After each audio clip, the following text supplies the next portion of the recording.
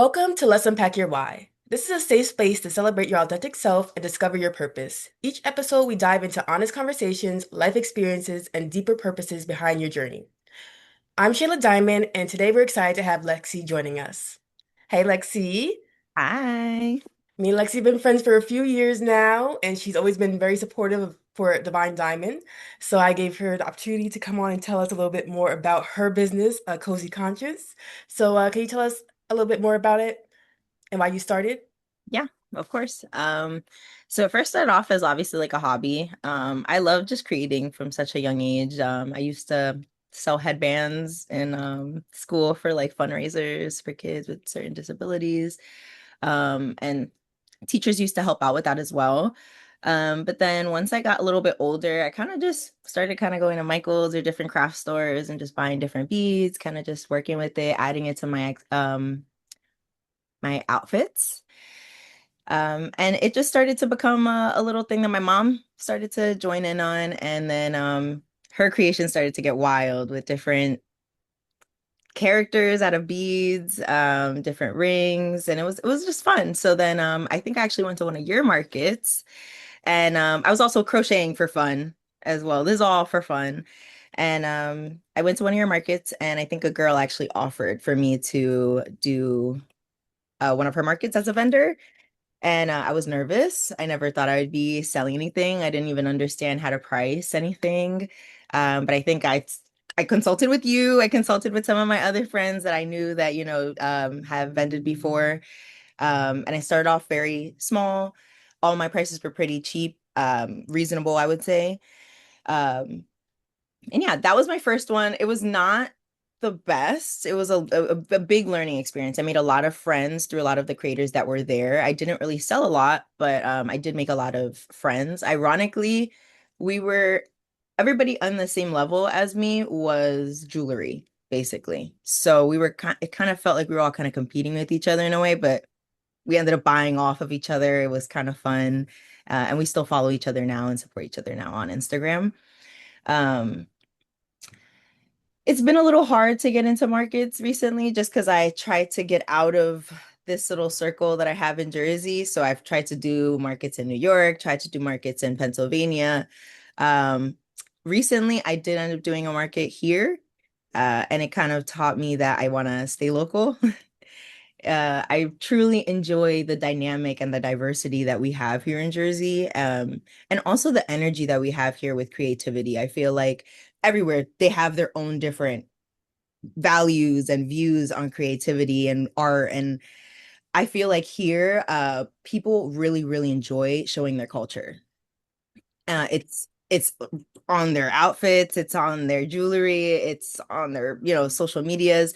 And yeah, finding that in vending has been so, so fun. And meeting so many different people with different styles and also different creatives. It's just been a very, very nice journey. I think I would keep vending, but also mix maybe like learning sessions in the mix of it, just because I think I value that more. I like to share my craft. I love that idea. I Yeah. was thinking with my events as well, like having like little candle making sessions with them so they Um, can actually learn how to make their candle and take it home with them. Right. Um, and I feel like that is more appealing as well. So like you're not even just you're teaching them a skill and that they can go Exactly. back and do it for themselves. Um, and I wanted to bring up vending in Jersey. Jersey's very diverse. You know, I love how you could drive 15, 20 minutes and then you could be in a whole different, city and a whole different energy there. Mhm. And I think that's so important when you're brought into one like environment altogether. That's one of the things I really miss about Jersey. Like it's different. Like you can go to a different table and two people be selling jewelry, but it could be completely different styles, completely different energy attached to it, intentions. And I miss that about vending being able to connect with people and make friends and like literally lifelong connections. I have some people that we started years ago vending, and now she built her own business up, and now she's hosting events, and she's asking me to vend at her events, you know? That's So so like stuff like that, making connections like that is really important. And I feel like that's the main, like the first year of me vending, that's all I did. I literally went to other tables, I got business cards, I followed them on Instagram, and I made maybe two sales, but I made four or five friends, you know what I mean? Yeah. And then now, as you get consistent with it, as you grow your clientele, you build those connections, you network a little bit more. Now you can invite those people to your new markets. And now, Yeah. so yeah, I think it's all about networking and building those connections outside of actually selling as well. So I think you're doing a Right. great job. Yeah. Yeah. And I'm I do trying. remember, yeah, I remember your first event. I was able to make it, but I saw your post and I was like promoting with you, and your table looked great. Like it looked like you've been doing it 4 years. It didn't look like your first one. So Thank you. No, I definitely took some pointers. I kind of looked around. In general, I've always loved going to these little markets. So I think, um, I just kind of got inspired through other people and other people's designs. And I think every market I switch up my table just because I want to, I want to switch up the energy. What also attracts people is how your table looks, of course. And I don't know, I feel like my items have a lot of colors and it does attract people, but I think I lack a sign. I still need to get a see, sign. see. But I think the colors and all the little mini decorations that I put around do attract people. And I also put a lot of freebies on my table. So I have stickers and little ducks, and that's what I have in my little, and like that's what already it turns like they start like being like, oh, that's so cute. And I'm like, oh, those are free. And they just start looking and then they're like, oh, what are you? And then they start looking at everything else. Yes, people love stickers. I At first I was like maybe this too challenge, but I started putting the free stickers out, and they came like gravitating towards the table. I was like, okay, let's keep it. Also thinking, because I've seen a lot like gifting other vendors, because sometimes they have a lot of vendors, but sometimes it's a smaller area. So it has less vendors. I was always thinking about like gifting vendors things at the end of the market, but I don't know like what's a good object to give that won't hurt me, obviously, price point wise, but also is worth giving. One time I did a raffle for the vendors, and then I gave them a free candle little thing afterwards, but it was only to one person. Oh, Um okay, okay, that's nice. mhm. But yeah, if you would like do like a little small like see, I know that like I would do like a sample size of like an oil or something like that, but for your business, maybe like a little keychain or something like that, Hmm. like a crochet keychain or a little ring that you made, so it's not hurting your bank as much, but something small that they could keep with them as a keepsake. So, what motivated you to start Cozy Conscious? I think it's genuinely my friends, family support. I don't think I would have started vending if it wasn't for them. But now that I'm in it, it's the community, the connections that I'm making, the ideas that are coming with the people that I'm meeting. I think I'm gravitating towards as well hosting events. My table is very family based, so I sell other people's stuff, not just mine. So I saw my cousin actually just started making jean purses. Ooh. Yeah, and she like learned how to line it, and I'm teaching her how to like sew the buttons to close it. So she's now wanting to sell that on the table. My mom wants to come start going to the markets. So I think I might be taking over, they might be taking over my spot at the table. But I've also been so inspired to just start other things as well. But not obviously abandon what I got going on. I think my portion of the selling part of Cozy Conscious is a little bit hard because I it's commission based too. So sometimes like I have enough time to make like enough crochet stuff. But right now, like I have like three different commissions. So and I have a market next weekend. So it's like it's very hard to then make new stuff when I just had a market 2 months ago and I'm in school. It's like I'm trying to like manage my own time, but the craft that I'm offering, it's very time consuming. So but I'm very happy for the offers that all orders and offers that have been given to me. And that's why I'm taking them. But to now start making more for the table, it's been really hard. I'm not gonna lie. So that's why I think I like this craft to be my own craft. And maybe I will keep it to like smaller things like keychains or bookmarks or headbands. I think the hats and like the actual like wardrobe pieces. I think if I keep selling them, honestly, I don't think people don't value them as much. They don't understand how long they take, and I'd rather not lose the love that I have for it. Um, because I do want to keep making personal stuff for myself and for my family and friends.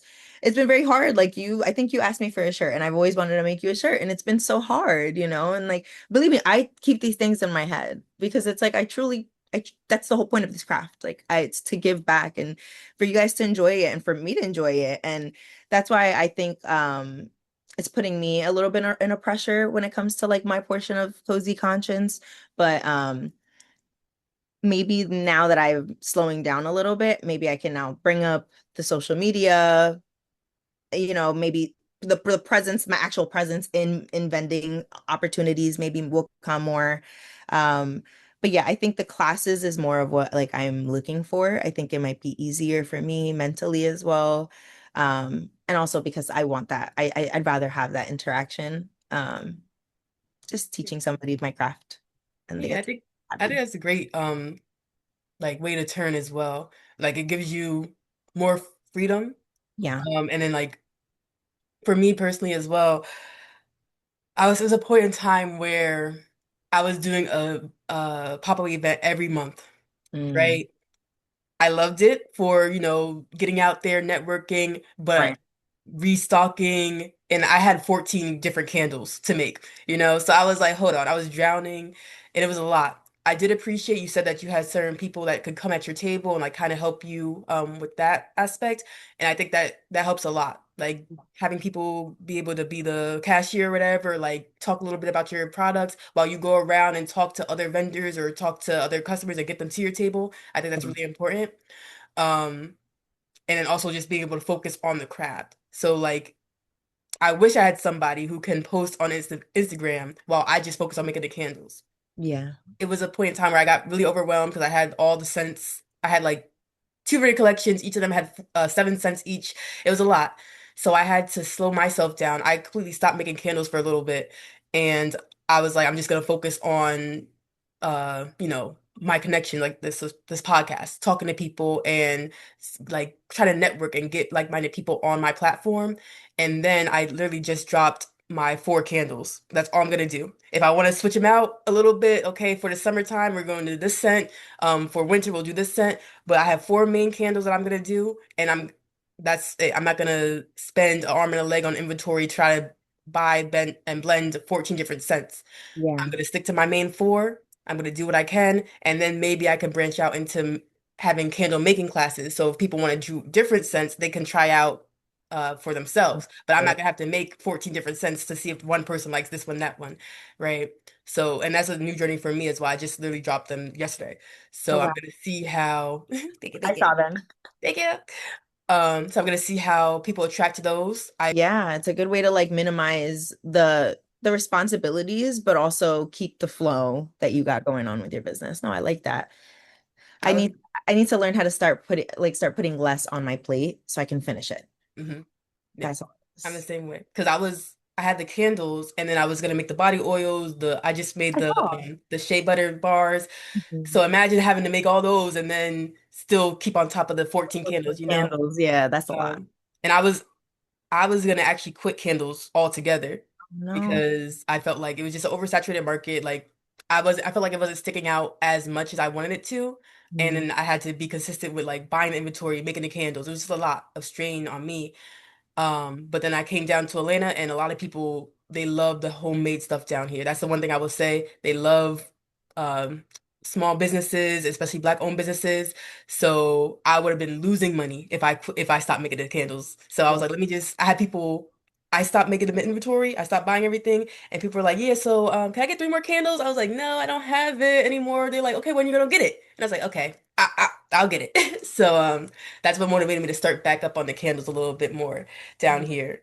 No, and I also think like you mentioning that it's like a saturated kind of group. I feel like it is, but the way that you come about with your candles are also very unique. Like you put intention into each candle and put a purpose and give them names and have like things and messages that people can use while they use these candles.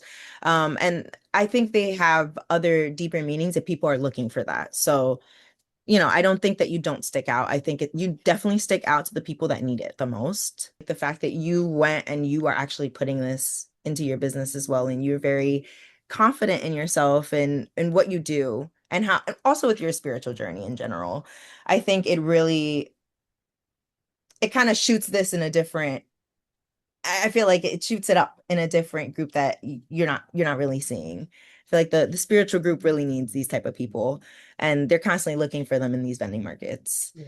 So you're wanted and you're needed and you're loved. Yes, Thank you. please. Thank you. You too. You Thank you. too. But yes, I love your candles. I think no, I would have been like, girl, where the candles at? Where the candles at? I love the colors. No, I think they're beautiful. Thank you so much. Of Yeah. course. I still have the bracelets and the rings that you gave me for my birthday, and I love them, especially because you're intentional and you care about your friends. You made them my favorite colors, so I be pairing them with everything I'm wearing. I'm like, okay, let me put this blue one on. I got the rainbow one on. Okay, let me see, and I love them. I try my best. I try my best. I truly, I don't know. I want to keep these connections with my friends, and that's why I feel like I don't want to then be feeling guilty because it's like I'm over here deep down in markets, and I over here promised five of my friends these different, like I'm not that type of person, but I also feel like these things happen. These moments happen where I feel like I'm drowned with life, and I can't catch up with a lot of these things, but I want to. Definitely, same. Me too. I have people that are still waiting on oils, and I promised them a body butter. I still didn't even make body butter yet, so it's like.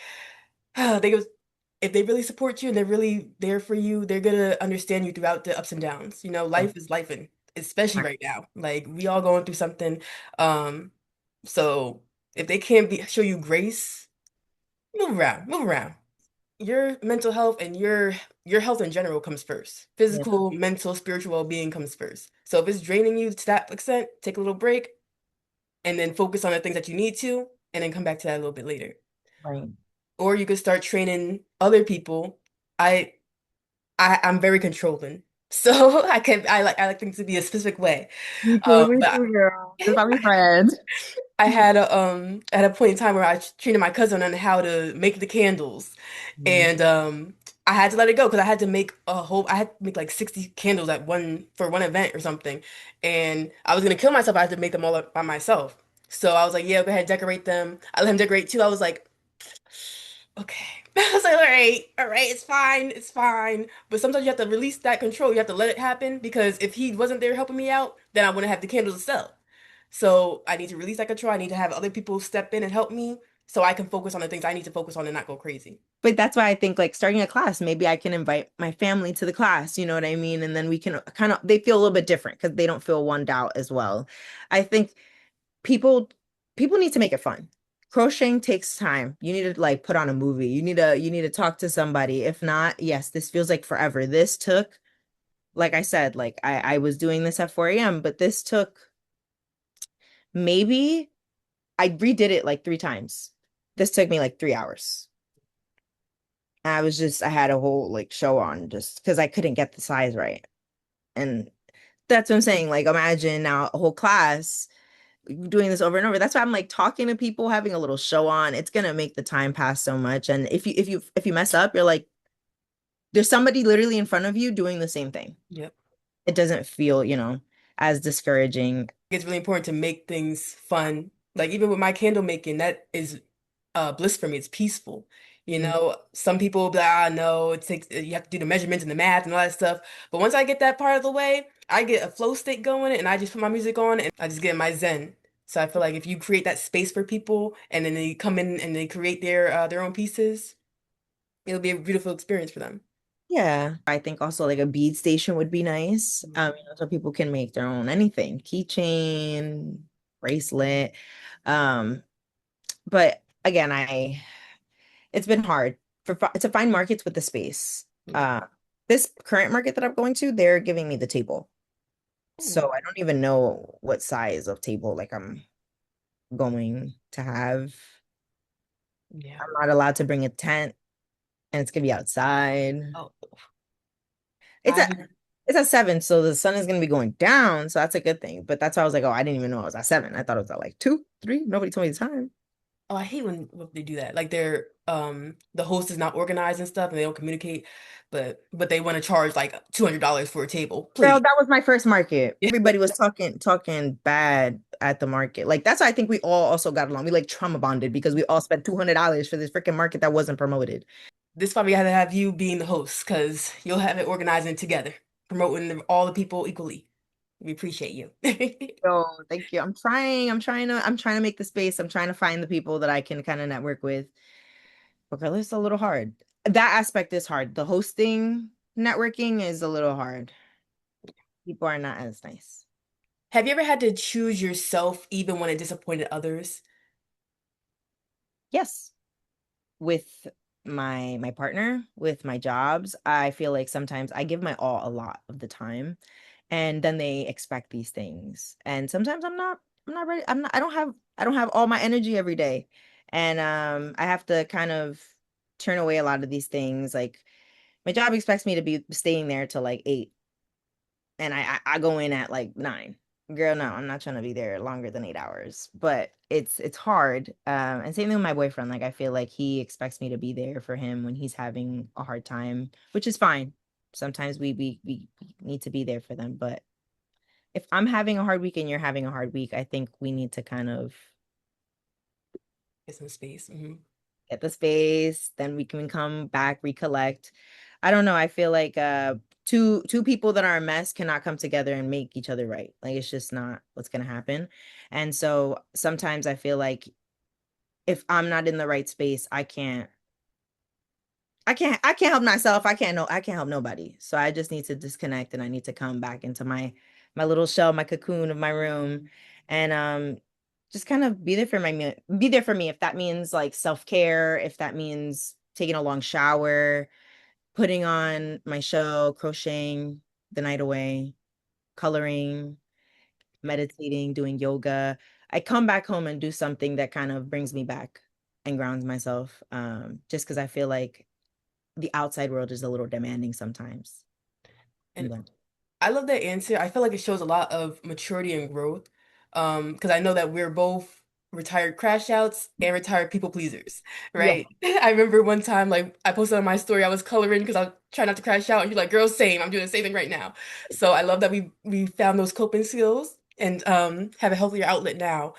Um, but I think it's really important because, especially being old people pleasers, we're so used to having to abandon ourselves to make that other person feel better about themselves or like feel more supported. So what was that switch in your head that made you kind of prioritize your self-care rather than just draining your cup?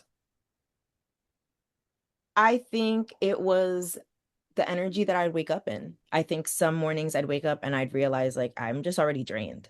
I haven't even started my day. And it was because of how much I gave of myself yesterday. And I didn't give any time for myself. And I think it became like almost like a cycle. Like every week I didn't have time for myself, or I didn't have what we were explaining before. Like it's just like we don't have time for so many things and time management. But it's just like if there's too many things on the plate, like how do you do this? And yeah, I think I I don't know. I like coming home and taking a long shower, and it just kind of resets my mind on what I'm even thinking about. Like, girl, you thinking about yourself, period. That's it. And it helps me reset my mindset from the poopy mindset I had in the morning. Yes.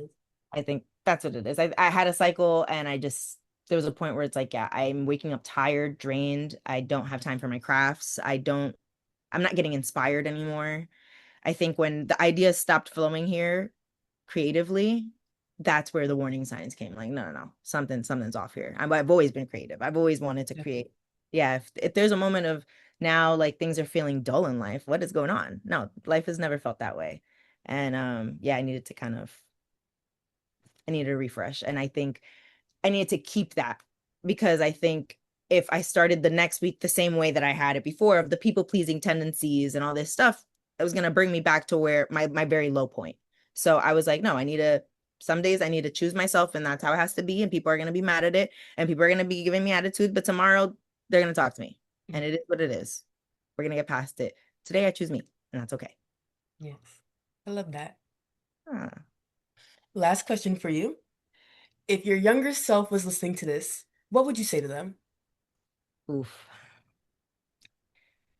I would say, um, can you breathe a little bit? Slow down. Slow down. Enjoy life.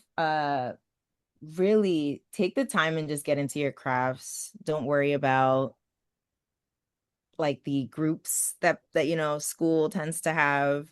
I think I was very worried about that at one point, because I don't really have that many friends growing up. Um, but I would tell her, yeah, just keep your head up and keep your head in the crafts. I think if I would have kept myself in the crafts, I don't know where I'd be right now, but um I think that would have kept me calm too through a lot of the angry moments and the sad moments that I had. Um, like I was saying before, breathe. I didn't breathe. And I think crocheting gives you a moment to really breathe the frustrations out. Sometimes you're frustrated, you're here and then you realize the stitch is wrong here. And you're just like, that is like 3 rows in. That's like an hour of my work. But what are you gonna do? Who are you gonna be mad at? You did that. And just gotta take it out and redo it. And I think that has shown me so much patience, and I wish my younger self had this craft, to be honest. Yeah. That was beautiful. I, I feel like growing up, we're always brought back to a version of our younger self. So you said that you've always been creative, you always liked crafting. Yeah. So now in your adult life, you're using that craft to kind of regulate your emotions and ground yourself. And I Yeah. think that's really important to always come back to yourself and your younger version of yourself. Yeah. So thank you, Lexi, for sharing your story and your experience. It's a reminder to always keep crafting, just keep creating and find that inspiration. To our listeners, we hope that today's conversation helps you unpack your why and motivates you to become the best version of yourself. Thanks for watching. Oh.